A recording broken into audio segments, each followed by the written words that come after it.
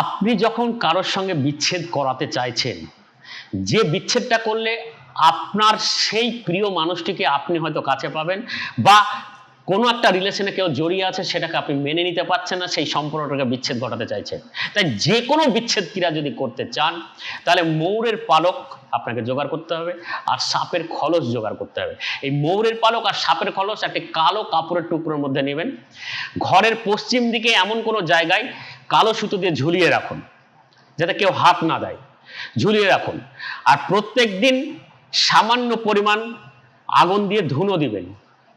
নারকেলের ছোবা দিয়ে করতে পারেন, টিকিয়া দিতে পারেন, ঘুঁটো দিতে পারেন, তার মধ্যে আগুন দিয়ে একটু ধুনো দিবেন। ওই ধুনোটা ওখানে ধূপটা ভালো করে দেখাবেন, ধোঁয়াটা যেন লাগে।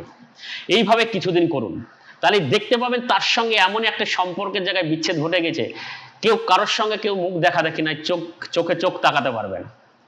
এমনই একটা বিচ্ছেদ যেটা আপনি চাইছিলেন সেটাই হবে।